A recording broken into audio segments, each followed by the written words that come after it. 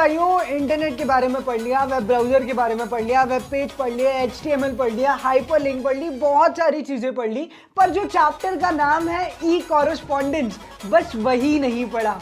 तो देरी किस बात की, नेकी और पूछ पूछ शुरू करते।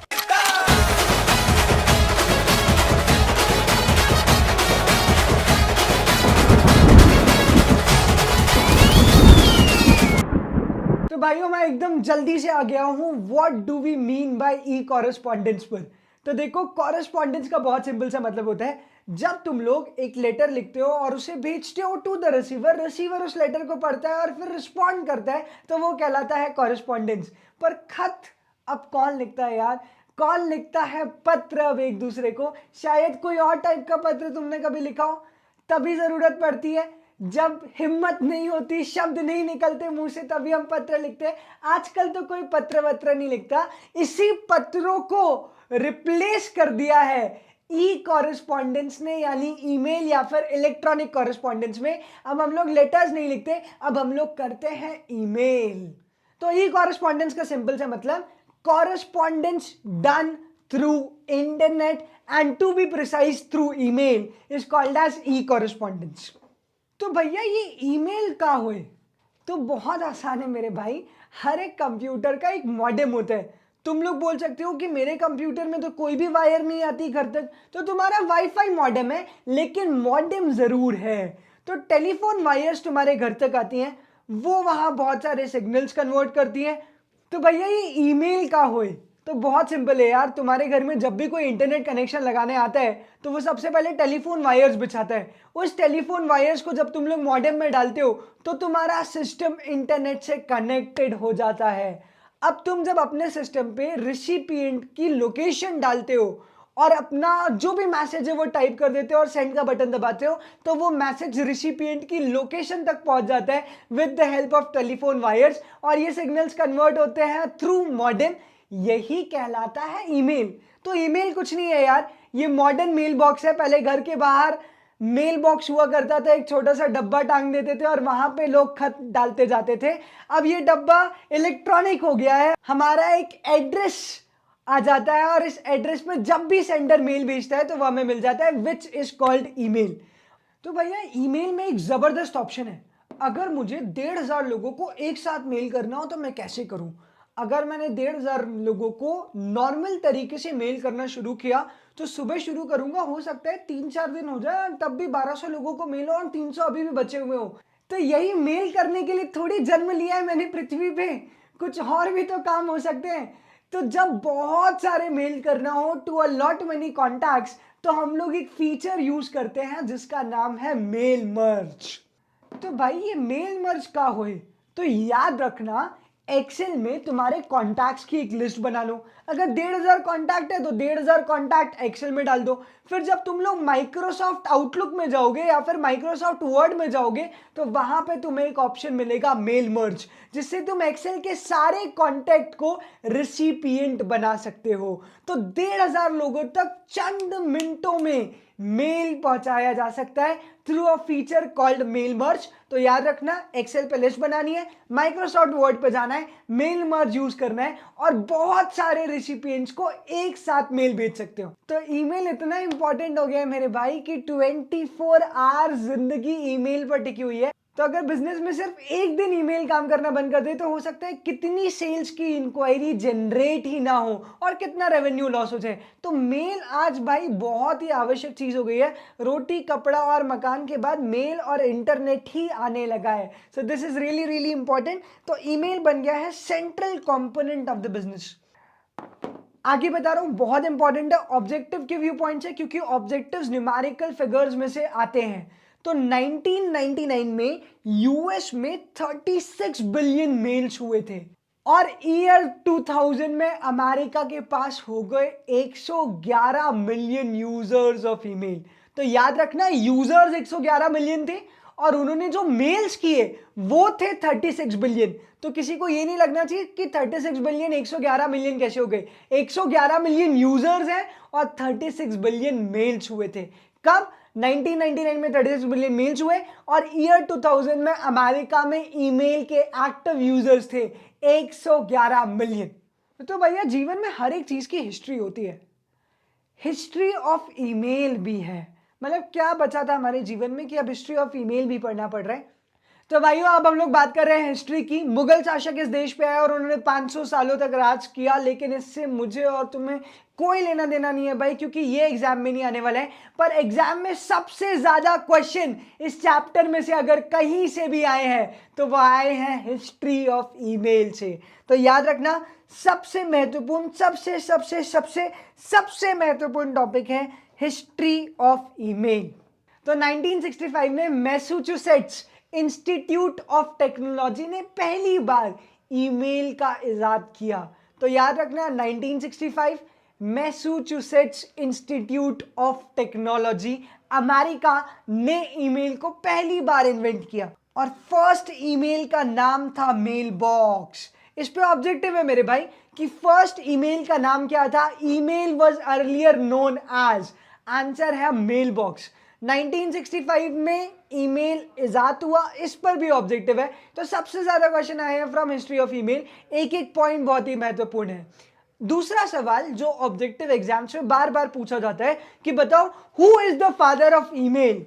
तो याद रखना टॉमिल्सन is the father of email, क्योंकि जो तुम्हारा फॉर्मेट है ना, नेम फिर @host.com, ये name@host.com ये टॉमिल्सन ने दिया था। किसी की आईडी होती है पांडिव्रति @yahoo.com, किसी की हो सकती है माँ का लाडला @gmail.com, किसी की आईडी हो सकती है पापा की परी @yahoomail.com। तो भैया नेम पहले आता है, फिर होस्ट आता है और आगे .com या .in लगता है। तो ये जो फॉर्मेट दिया था ये दिया था टॉमिल्सन ने। तो टॉमिल्सन को हम लोग बोलते हैं पिताजी। पिताजी किसके? ईमेल के। देखो जो भी दुनिया में अच्छी चीजें आई है ना, वो सबसे पहले मिलिट्री के पास गई है। Internet was one of those things जो सबसे पहले मिलिट्री में गया था, और मेल के साथ भी यही हुआ। 1974 में यूएस मिलिट्री ने पहली बार ईमेल का इस्तेमाल किया। तो 1974 को हाईलाइट करो। फाइनली जब मिलिट्री में ईमेल सक्सेसफुल हो गया तो 1975 में इस ईमेल को आम जनता के लिए खोल दिया गया और सबके अपने अपने अलग अलग अकाउंट बनाए गए by giving them the user name and their respective passwords. तो यूजर नेम होते थे ऑथेंटिकेशन के लिए और पासवर्ड होते थे वेरिफिकेशन के लिए। तो ईमेल पहली बार पब्लिक को अवेलेबल हुआ इन द ईयर 1975। भाइयों आया ईमेल के इतिहास का सबसे इंपॉर्टेंट दिन, और ये ऑब्जेक्टिव एग्जाम में बार बार पूछा हुआ है। बताओ कौन सा वाटरशेड ईयर है in the history of email. 1976 is the watershed year in the history of email, क्योंकि 1976 में पहली बार ईमेल बनाने वाली कंपनी ने पैसे लेना स्टार्ट किया और इसको कमर्शियली स्टार्ट किया। इनिशियली ईमेल की सर्विसेज यूज करने के लिए पर मिनट पैसा लगता था। जितना टाइम आप ईमेल की सर्विसेज यूज कर रहे हो टाइम वाइज आपको चार्ज किया जाता था फॉर द पेमेंट। तो ईमेल पहली बार कमर्शियल पैकेजेस में आना शुरू हुए,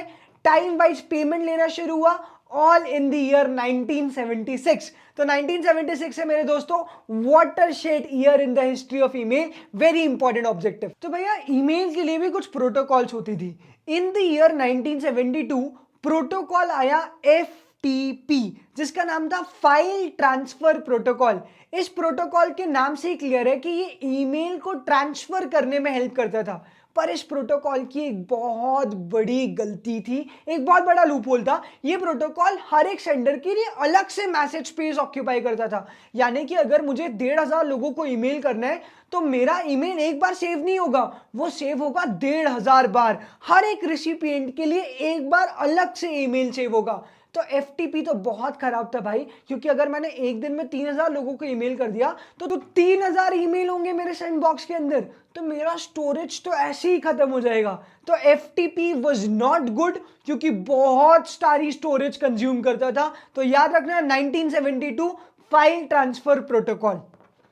फिर FTP के बाद प्रोटोकॉल में सुधार हुआ और 1980 में एक नया प्रोटोकॉल आया जिसका नाम था SMTP, simple mail transfer protocol. तो नाम तो बहुत सिंपल था, सिंपल मेल ट्रांसफर प्रोटोकॉल, लेकिन इसकी करतूतें बहुत खराब थी। ऑथेंटिकेशन प्रॉब्लम हुई यहाँ पे। चोर लोग जो होते हैं ना, छपरी लोग जो इंटरनेट की वायर्स को टैप करके रखते हैं, स्पैमिंग करते हैं, बहुत सारी वायर इन्वेजिंग करते हैं, वायरसेस छोड़ते हैं, वॉर्म्स छोड़ते हैं। तो ऐसे चोर लोगों के लिए ये एसएमटीपी बहुत ही हल्का प्रोटोकॉल था। They were able to break the SMTP protocol. तो ये बड़ा ड्रॉबैक था एसएमटीपी प्रोटोकॉल का, simple mail transfer protocol in the year 1980। फिर आया भैया पॉप। पॉप का मतलब होता है पोस्ट ऑफिस प्रोटोकॉल। याद रखना सारे प्रोटोकॉल का फुल फॉर्म बहुत इंपॉर्टेंट है। एग्जाम में कई बार सीधे फुल फॉर्म पूछ लिया, बताओ एफटीपी का फुल फॉर्म क्या है, फाइल ट्रांसफर प्रोटोकॉल। बताओ एसएमटीपी का फुल फॉर्म क्या है, सिंपल मेल ट्रांसफर प्रोटोकॉल। बताओ पॉप का फुल फॉर्म क्या है, पोस्ट ऑफिस प्रोटोकॉल। तो ऐसे डायरेक्ट क्वेश्चंस भी पूछे गए कई बार इन द एग्जाम्स। तो पॉप एक प्रोटोकॉल था जो कि मेल को रिसीव करने में हेल्प करता था। पर पॉप की एक बहुत बड़ी ड्रॉबैक थी, अगर तुमने ईमेल लॉगिन नहीं कर रखा है तब तक तुम्हें मेल नहीं दिखेगा। यानी मेल तभी आएगा जब तुम ईमेल पे लॉग्ड इन हो। समझाता हूं, अगर तुम लोग फेसबुक पर ऑनलाइन हो तभी तुम्हें कोई मैसेज कर पाए, ये जरूरी नहीं है। जब तुम ऑफलाइन हो तब भी कोई मैसेज कर सकता है, जब तुम ऑनलाइन आओगे तब तुम्हें वो मैसेज दिख जाएगा। तो पॉप में तो ऐसा था कि भैया अगर तुम ऑनलाइन नहीं हो तो तुमको मैसेज भी नहीं मिलेगा। तो ये बहुत बड़ा लिमिटेशन था ऑफ पॉप। तो जब तुम ऑनलाइन आते थे तभी तुम्हें मैसेज रिसीव होता था। इस ड्रॉबैक को रिमूव कर दिया IMAP ने, यानी इंटरनेट मैसेज एक्सेस प्रोटोकॉल। इस प्रोटोकॉल ने बोला कि मैसेजेस आएंगे भले ही तुम ऑनलाइन हो या फिर ऑफलाइन हो, बस इंटरनेट से कनेक्टेड रहना मेरे भाई। ऑफलाइन का मतलब ये नहीं कि इंटरनेट से कनेक्टेड नहीं हो, इंटरनेट से कनेक्टेड हो लेकिन मेल में लॉग्ड इन नहीं हो, मेल तुमने खोलकर नहीं रखा हुआ है। तो भले ही अगर तुम ऑफलाइन हो लेकिन इंटरनेट से कनेक्टेड हो, so you will receive the message as per IMAP, internet message access protocol. तो भैया अर्ली 90s में हॉटमेल, याहू मेल यही राज करते थे हर जगह, पर अब हर जगह से फेक ही दिखता है, वो है जीमेल। तो ये खत्म हो गई हिस्ट्री ऑफ ईमेल। सबसे ज्यादा क्वेश्चंस भी यहीं से आए। तो एक बार जल्दी से रिकैप करते क्या क्या पढ़ा हम लोग। 1965 में MIT यानी कि मैसाचुसेट्स इंस्टीट्यूट ऑफ टेक्नोलॉजी ने पहली बार ईमेल का आविष्कार किया। टॉमिल्सन is called the father of email. फिर 1974 में ईमेल यूज हुआ बाय द यूएस मिलिट्री। 1975 में ईमेल आम पब्लिक के लिए अवेलेबल बना दिया गया। 1976 को वाटरशेड ईयर कहा जाता है क्योंकि तब कमर्शियल पैकेज में पर मिनट ईमेल को यूज करने के पैसे लगना स्टार्ट हुए। फिर 1972 में प्रोटोकॉल आया FTP। पर FTP की प्रॉब्लम ये थी कि बहुत ज्यादा स्टोरेज स्पेस यूज करता था और हर मेल के लिए एक सेपरेट मेल स्टोर करके रखता था। तो FTP को हटाया और फिर आया SMTP यानी सिंपल मेल ट्रांसफर प्रोटोकॉल। पर यहां पे ऑथेंटिकेशन की प्रॉब्लम थी।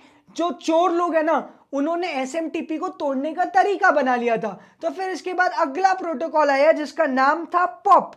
पॉप का फुल फॉर्म होता है पोस्ट ऑफिस प्रोटोकॉल। यहां पे एक गलती थी कि offline retrieval of message was not possible. इसके लिए एक और प्रोटोकॉल बन के आया जिसका नाम है IMAP, internet message access protocol. तो भले ही तुम ऑफलाइन हो या फिर ऑनलाइन, तुम्हें मैसेज रिसीव हो जाएगा। और 1990s के बाद जीमेल ही जीमेल है। उसके पहले याहू और हॉटमेल ने जबरदस्त कब्जा कर रखा था ओवर द ईमेल मार्केट। तो ये है हिस्ट्री ऑफ ईमेल।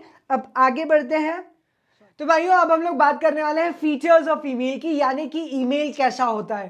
तो ईमेल होता है इलेक्ट्रॉनिक। क्या कभी तुम लोगों ने ऐसा सुना है कि मैंने तेरी कॉपी में ईमेल कर दिया, या फिर तेरी कॉपी का ईमेल फाइल लिया है मैंने और फाड़ के फेंक दिया? This is not going to happen. Email होता है always in the electronic HTML form. तो सबसे पहले ईमेल है इलेक्ट्रॉनिक।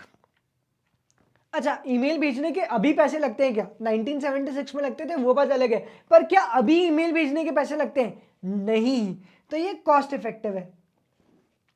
तीसरी बात, ईमेल का इतना यूज होने लगा है कि माइक्रोसॉफ्ट आउटलुक और बहुत सारे मैसेंजर सॉफ्टवेयर आने लगे जो कि आपकी ईमेल को मैनेज करते हैं।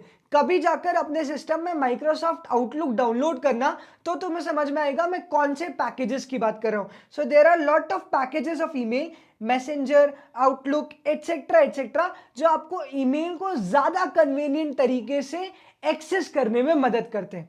Next is attachments.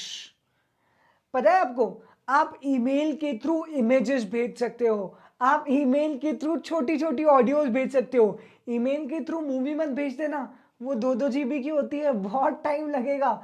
तो मेक श्योर कि ईमेल में छोटी छोटी ऑडियोज, छोटे वीडियोस और छोटी इमेजेस और डॉक्यूमेंट्स ये आप इंसर्ट कर सकते हो, जिसको हम लोग बोलते हैं अटैचमेंट्स। तो अगला पॉइंट है बहुत ही इंपॉर्टेंट और इसने मेरे मेल को बचा रखा है बहुत सारे अनवांटेड मेल से। मैं हर दिन कोई लॉटरी जीतता हूँ 10 करोड़ 50 करोड़ रुपए की, और वो मुझसे मेरी बैंक डिटेल्स मांग लेते हैं। तो ऐसे जो तमाम मेल आते हैं, ये तमाम अनवांटेड मेल्स सीधे फिल्टर हो जाते हैं by going into the spam folder.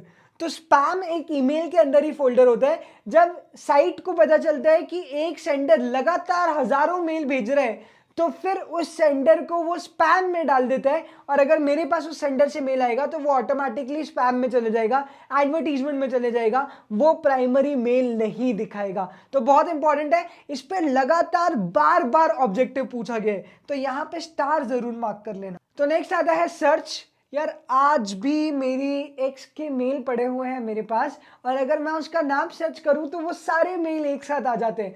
तो अगर तुम्हारी कोई बहुत पुरानी यादें हो ईमेल से जुड़ी हुई, तो तुम लोग नाम सर्च करोगे और ईमेल हाजिर हो जाएगा। That is the search option. और आखिरी है क्लाउड स्टोरेज।